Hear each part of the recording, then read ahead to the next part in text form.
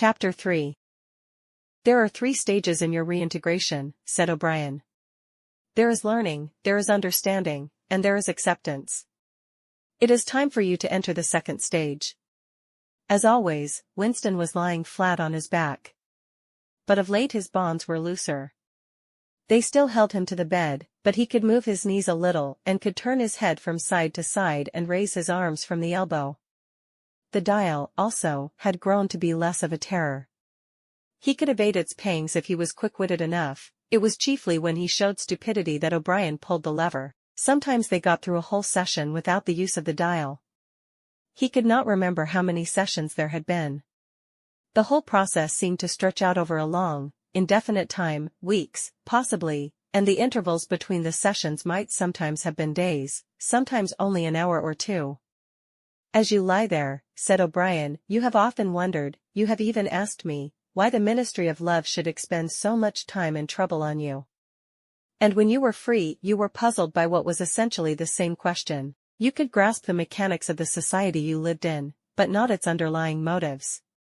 Do you remember writing in your diary, I understand how, I do not understand why?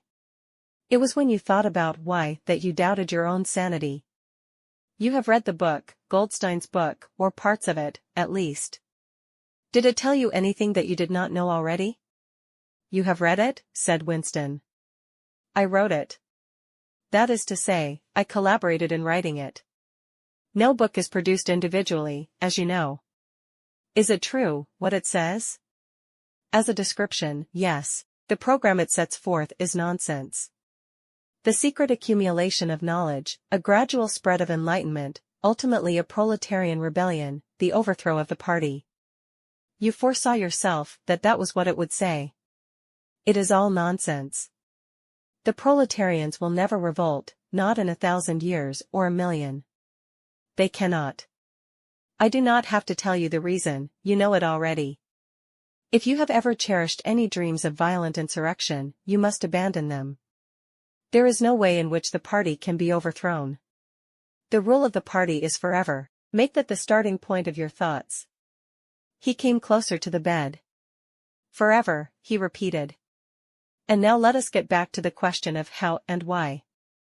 You understand well enough how the party maintains itself in power. Now tell me why we cling to power. What is our motive? Why should we want power? Go on, speak, he added as Winston remained silent. Nevertheless, Winston did not speak for another moment or 2. A feeling of weariness had overwhelmed him. The faint, mad gleam of enthusiasm had come back into O'Brien's face. He knew in advance what O'Brien would say. That the party did not seek power for its own ends, but only for the good of the majority. It sought power because men in the mass were frail, cowardly creatures who could not endure liberty or face the truth and must be ruled over and systematically deceived by others who were stronger than themselves. That the choice for mankind lay between freedom and happiness, and that, for the great bulk of mankind, happiness was better. That the party was the eternal guardian of the weak, a dedicated sect doing evil that good might come, sacrificing its own happiness to that of others. The terrible thing, thought Winston, the terrible thing was that when O'Brien said this he would believe it. You could see it in his face. O'Brien knew everything. 1,000 times better than Winston he knew what the world was really like, in what degradation the mass of human beings lived and by what lies and barbarities the party kept them there. He had understood it all, weighed it all, and it made no difference, all was justified by the ultimate purpose. What can you do, thought Winston, against the lunatic who is more intelligent than yourself, who gives your arguments a fair hearing and then simply persists in his lunacy? You are ruling over us for our own good, he said feebly. You believe that human beings are not fit to govern themselves, and therefore, he started and almost cried out. A pang of pain had shot through his body. O'Brien had pushed the lever of the dial up to 35. That was stupid, Winston, stupid, he said. You should know better than to say a thing like that. He pulled the lever back and continued, now I will tell you the answer to my question. It is this. The party seeks power entirely for its own sake. We are not interested in the good of others, we are interested solely in power. Not wealth or luxury or long life or happiness, only power, pure power. What pure power means you will understand presently. We are different from all the oligarchies of the past, in that we know what we are doing. All the others, even those who resembled ourselves, were cowards and hypocrites. The German Nazis and the Russian communists came very close to us in their methods, but they never had the courage to recognize their own motives. They pretended, perhaps they even believed, that they had seized power unwillingly and for a limited time, and that just round the corner there lay a paradise where human beings would be free and equal. We are not like that. We know that no one ever seizes power with the intention of relinquishing it. Power is not a means, it is an end.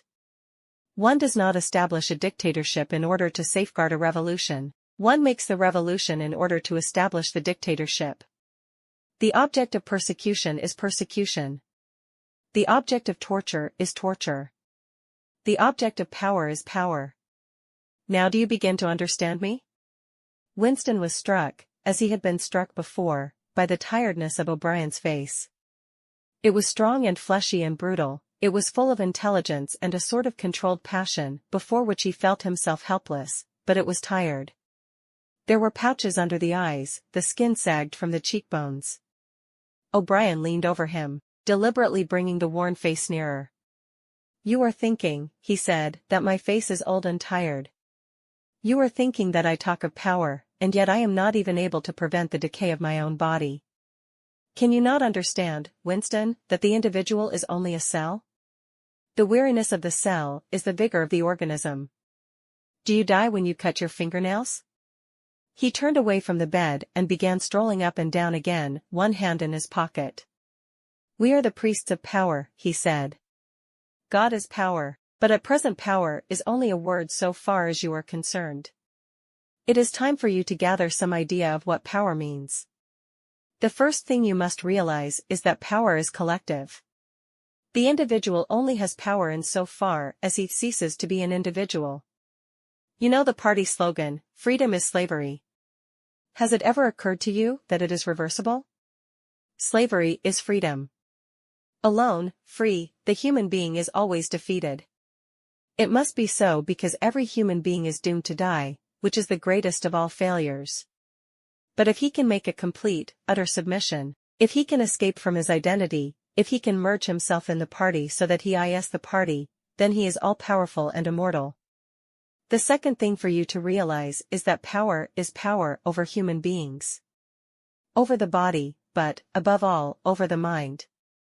Power over matter, external reality, as you would call it, is not important. Already our control over matter is absolute. For a moment Winston ignored the dial. He made a violent effort to raise himself into a sitting position and merely succeeded in wrenching his body, painfully. "But how can you control matter?" he burst out. "You don't even control the climate or the law of gravity. And there are disease, pain, death." O'Brien silenced him by a movement of his hand. "We control matter because we control the mind. Reality is inside the skull. You will learn by degrees, Winston. There is nothing that we cannot do. Invisibility, levitation, anything. I could float off this floor like a soap bubble if I wished to. I do not wish to, because the party does not wish it. You must get rid of those 19th century ideas about the laws of nature. We make the laws of nature. But you do not. You are not even masters of this planet. What about Eurasia and East Asia? You have not conquered them yet. Unimportant. We shall conquer them when it suits us. And if we did not, what difference would it make? We can shut them out of existence. Oceania is the world. But the world itself is only a speck of dust. And man is tiny, helpless. How long has he been in existence? For millions of years, the earth was uninhabited. Nonsense. The earth is as old as we are, no older. How could it be older? Nothing exists except through human consciousness. But the rocks are full of the bones of extinct animals, mammoths and mastodons and enormous reptiles which lived here long before man was ever heard of. Have you ever seen those bones, Winston? Of course not. 19th century biologists invented them. Before man there was nothing. After man, if he could come to an end, there would be nothing. Outside man, there is nothing. But the whole universe is outside us. Look at the stars. Some of them are 1,000,000 light-years away. They are out of our reach forever. What are the stars? Said O'Brien indifferently. They are bits of fire a few kilometers away. We could reach them if we wanted to. Or we could blot them out. The Earth is the center of the universe. The sun and the stars go round it. Winston made another convulsive movement. This time he did not say anything. O'Brien continued as though answering a spoken objection. For certain purposes, of course, that is not true. When we navigate the ocean, or when we predict an eclipse, we often find it convenient to assume that the Earth goes around the sun and that the stars are millions upon millions of kilometers away. But what of it? Do you suppose it is beyond us to produce a dual system of astronomy? The stars can be near or distant, according to what we need them. Do you suppose our mathematicians are unequal to that? Have you forgotten doublethink? Winston shrank back upon the bed. Whatever he said, the swift answer crushed him like a bludgeon. And yet he knew that he was in the right. The belief that nothing exists outside your own mind, surely there must be some way of demonstrating that it was false? Had it not been exposed long ago as a fallacy? There was even a name for it, which he had forgotten. A faint smile twitched the corners of O'Brien's mouth as he looked down at him. I told you, Winston, he said, that metaphysics is not your strong point. The word you are trying to think of is solipsism. But you are mistaken. This is not solipsism. Collective solipsism, if you like. But that is a different thing, in fact, the opposite thing. All this is a digression, he added in a different tone. The real power, the power we have to fight for night and day, is not power over things, but over men. He paused, and for a moment assumed again his air of a schoolmaster, questioning a promising pupil. How does one man assert his power over another, Winston? Winston thought. By making him suffer, he said. Exactly.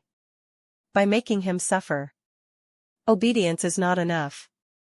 Unless he is suffering, how can you be sure that he is obeying your will and not his own? Power is in inflicting pain and humiliation. Power is in tearing human minds to pieces and putting them together again in new shapes of your own choosing. Do you begin to see, then, what kind of world we are creating? It is the exact opposite of the stupid hedonistic utopias that the old reformers imagined. A world of fear and treachery and torment, a world of trampling and being trampled upon, a world which will grow not less, but more merciless as it refines itself. Progress in our world will be progress towards more pain. The old civilizations claimed that they were founded on love or justice. Ours is founded upon hatred. In our world, there will be no emotions except fear, rage, triumph, and self-abasement. Everything else we shall destroy, everything. Already we are breaking down the habits of thought that have survived from before the revolution. We have cut the links between child and parent, and between man, and between man and woman. No one dares trust a wife or a child or a friend any longer. But in the future, there will be no wives and no friends. Children will be taken from their mothers at birth, as one takes eggs from a hen. The sex instinct will be eradicated. Procreation will be an annual formality like the renewal of a ration card. We shall abolish the orgasm. Our neurologists are at work upon it now. There will be no loyalty, except loyalty towards the party.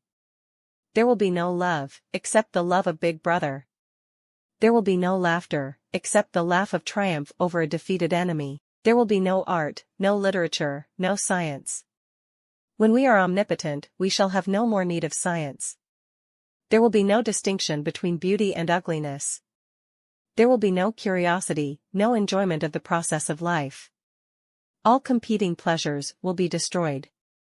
But always, do not forget this, Winston, always there will be the intoxication of power, constantly increasing and constantly growing subtler. Always, at every moment, there will be the thrill of victory, the sensation of trampling on an enemy who is helpless. If you want a picture of the future, imagine a boot stamping on a human face, forever.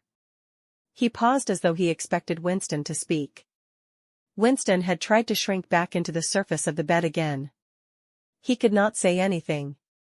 His heart seemed to be frozen. O'Brien went on, and remember that it is forever. The face will always be there to be stamped upon. The heretic, the enemy of society, will always be there so that he can be defeated and humiliated over again. Everything that you have undergone since you have been in our hands, all that will continue, and worse. The espionage, the betrayals, the arrests, the tortures, the executions, the disappearances will never cease. It will be a world of terror as much as a world of triumph. The more the party is powerful, the less it will be tolerant, the weaker the opposition, the tighter the despotism. Goldstein and his heresies will live forever. Every day, at every moment, they will be defeated, discredited, ridiculed, spat upon, and yet they will always survive. This drama that I have played out with you during 7 years will be played out over and over again, generation after generation, always in subtler forms. Always we shall have the heretic here at our mercy, screaming with pain, broken up, contemptible, and in the end utterly penitent, saved from himself, crawling to our feet of his own accord. That is the world that we are preparing, Winston. A world of victory after victory, triumph after triumph after triumph, an endless pressing upon the nerve of power. You are beginning, I can see, to realize what that world will be like. But in the end, you will do more than understand it. You will accept it, welcome it, become part of it. Winston had recovered himself sufficiently to speak. You can't, he said weakly. What do you mean by that remark, Winston? You could not create such a world as you have just described. It is a dream. It is impossible. Why? It is impossible to find a civilization on fear and hatred and cruelty.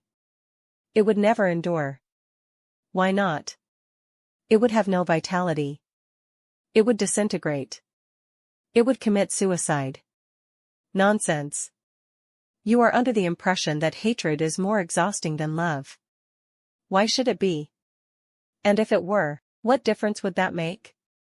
Suppose that we choose to wear ourselves out faster. Suppose that we quicken the tempo of human life till men are senile at 30.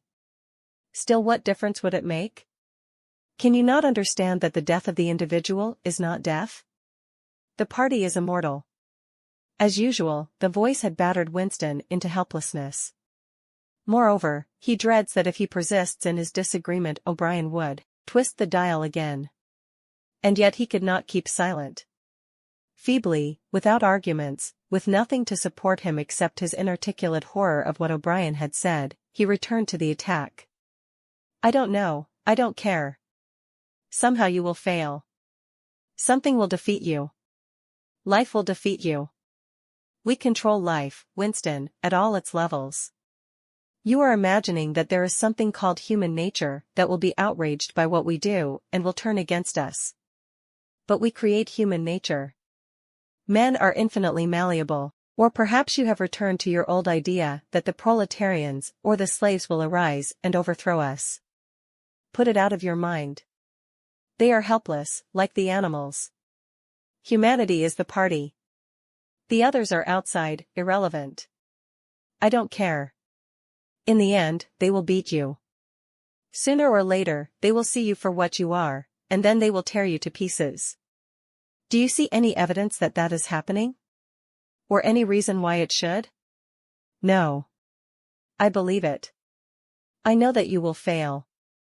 There is something in the universe, I don't know, some spirit, some principle, that you will never overcome. Do you believe in God, Winston? No, then what is it, this principle that will defeat us? I don't know. The spirit of man. And do you consider yourself a man? Yes. If you are a man, Winston, you are the last man. Your kind is extinct, we are the inheritors. Do you understand that you are alone? You are outside history, you are non-existent. His manner changed and he said more harshly, and you consider yourself morally superior to us, with our lies and our cruelty? Yes, I consider myself superior. O'Brien did not speak. Two other voices were speaking. After a moment Winston recognized one of them as his own. It was a soundtrack of the conversation he had had with O'Brien, on the night when he had enrolled himself in the Brotherhood. He heard himself promising to lie, to steal, to forge, to murder, to encourage drug-taking and prostitution, to disseminate venereal diseases, to throw vitriol in a child's face. O'Brien made a small impatient gesture, as though to say that the demonstration was hardly worth making. Then he turned a switch and the voices stopped. "Get up from that bed," he said. The bonds had loosened themselves. Winston lowered himself to the floor and stood up unsteadily. "You are the last man," said O'Brien. "You are the guardian of the human spirit. You shall see yourself as you are. Take off your clothes." Winston undid the bit of string that held his overalls together. The zip fastener had long since been wrenched out of them. He could not remember whether at any time since his arrest, he had taken off all his clothes at one time. Beneath the overalls, his body was looped with filthy yellowish rags, just recognizable as the remnants of underclothes. As he slid them to the ground, he saw that there was a three-sided mirror at the far end of the room. He approached it, then stopped short. An involuntary cry had broken out of him. "Go on," said O'Brien. "Stand between the wings of the mirror. You shall see the side view as well." He had stopped because he was frightened. A bowed, gray-colored, skeleton-like thing was coming towards him. Its actual appearance was frightening, and not merely the fact that he knew it to be himself. He moved closer to the glass. The creature's face seemed to be protruded, because of its bent carriage. A forlorn, jailbird's face with a knobby forehead running back into a bald scalp, a crooked nose, and battered-looking cheekbones above which his eyes were fierce and watchful. The cheeks were seamed, and the mouth had a drawn-in look. Certainly, it was his own face, but it seemed to him that it had changed more than he had changed inside. The emotions it registered would be different from the ones he felt. He had gone partially bald. For the first moment he had thought that he had gone gray as well, but it was only the scalp that was gray. Except for his hands and a circle of his face, his body was gray all over with ancient, ingrained dirt. Here and there under the dirt, there were the red scars of wounds, and near the ankle, the varicose ulcer was an inflamed mass with flakes of skin peeling off it. But the truly frightening thing was the emaciation of his body. The barrel of the ribs was as narrow as that of a skeleton, the legs had shrunk so that the knees were thicker than the thighs. He saw now what O'Brien had meant about seeing the side view. The curvature of the spine was astonishing. The thin shoulders were hunched forward so as to make a cavity of the chest, and the scraggy neck seemed to be bending double under the weight of the skull. At a guess he would have said that it was the body of a man of 60, suffering from some malignant disease. "You have thought sometimes," said O'Brien, "that my face, the face of a member of the inner party, looks old and worn. What do you think of your own face?" He seized Winston's shoulder and spun him round so that he was facing him. "Look at the condition you are in," he said. "Look at this filthy grime all over your body. Look at the dirt between your toes. Look at that disgusting running sore on your leg. Do you know that you stink like a goat? Probably you have ceased to notice it. Look at your emaciation. Do you see? I can make my thumb and forefinger meet around your bicep. I could snap your neck like a carrot. Do you know that you have lost 25 kilograms since you have been in our hands? Even your hair is coming out in handfuls. Look." He plucked at Winston's head and brought away a tuft of hair. "Open your mouth. 9, 10, 11 teeth left. How many had you when you came to us? And the few you have left are dropping out of your head. Look here." He seized one of Winston's remaining front teeth between his powerful thumb and forefinger. A twinge of pain shot through Winston's jaw. O'Brien had wrenched the loose tooth out by the roots. He tossed it across the cell. "You are rotting away," he said. "You are falling to pieces. What are you? A bag of filth. Now turn around and look into that mirror again. Do you see that thing facing you? That is the last man. If you are human, That is humanity. Now put your clothes on again. Winston began to dress himself with slow stiff movements. Until now, he had not seemed to notice how thin and weak he was. Only one thought stirred in his mind, that he must have been in this place longer than he had imagined. Then suddenly, as he fixed the miserable rags around himself, a feeling of pity for his ruined body overcame him. Before he knew what he was doing, he had collapsed onto a small stool that stood beside the bed and burst into tears. He was aware of his ugliness, his gracelessness, a bundle of bones and filthy underclothes sitting weeping in the harsh white light, but he could not stop himself. O'Brien laid a hand on his shoulder, almost kindly. "It will not last forever," he said. "You can escape from it whenever you choose. Everything depends on yourself." "You did it," sobbed Winston. "You reduced me to this state." "No, Winston, you reduced yourself to it. This is what you accepted when you set yourself up against the party. It was all contained in that first act. Nothing has happened that you did not foresee." He paused and then went on, "We have beaten you, Winston. We have broken you up. You have seen what your body is like. Your mind is in the same state. I do not think there can be much pride left in you. You have been kicked and flogged and insulted, you have screamed with pain, and you have rolled on the floor in your own blood and vomit. You have whimpered for mercy, you have betrayed everybody and everything. Can you think of a single degradation that has not happened to you?" Winston had stopped weeping, though the tears were still oozing out of his eyes. He looked up at O'Brien. "I have not betrayed Julia," he said. O'Brien looked down at him thoughtfully. "No," he said, "no, that is perfectly true. You have not betrayed Julia." The peculiar reverence for O'Brien, which nothing seemed able to destroy, flooded Winston's heart again. How intelligent, he thought, how intelligent. Never did O'Brien fail to understand what was said to him. Anyone else on earth would have answered promptly that he had betrayed Julia. For what was there that they had not screwed out of him under the torture?